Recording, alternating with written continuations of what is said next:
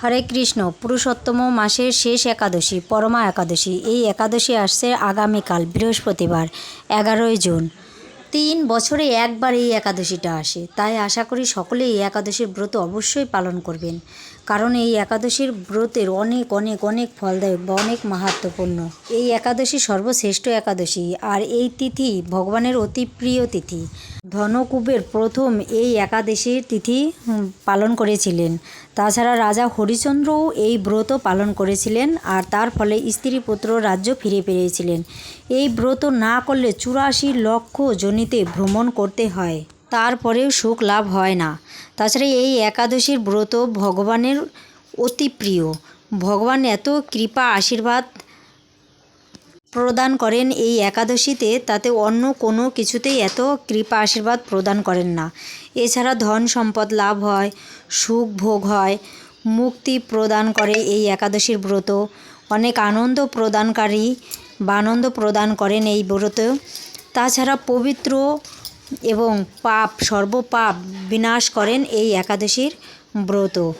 অন্যের অভাব দূর হয় এই একাদশীর ব্রত পালন করলে। বিদ্যা লাভ হয়, স্ত্রী লাভ হয় এই একাদশীর ব্রত পালন করলে। এই একাদশীর ব্রত কিভাবে পালন করবেন?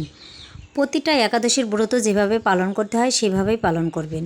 আগের দিন নিরামিষ আহার করতে হয়, পরের দিন সকালে ঘুম থেকে সূর্যোদয়ের আগে উঠে স্নান করে ভগবানের মঙ্গল আরতি করতে হয়। তারপরে বেশি বেশি হরিনাম জপ করা, গ্রন্থ অধ্যয়ন করা, একাদশীর দিন একাদশীর মাহাত্ম্য পাঠ করা, যতটা বেশি হরিকথায় মগ্ন থাকা বা ভগবানের নিকটে বাস করার চেষ্টা করতে হবে।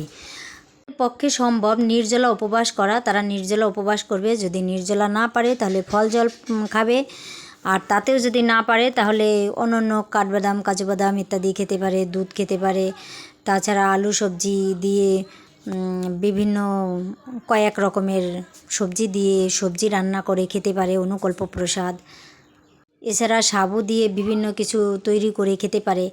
আর যারা এই পুরুষোত্তম ব্রত পালন করছেন তারা অবশ্যই এই একাদশীর ব্রত একটু হিসাব করে করবেন। যেমন যারা হবিষি অন্ন পাচ্ছেন তারা শুধুমাত্র ফল খেয়ে এই একাদশীর ব্রত করবেন, আর যারা কৃষ্ণ প্রসাদ পাচ্ছেন তারা অন্য কিছু খেতে পারেন, কোনো অসুবিধা নেই।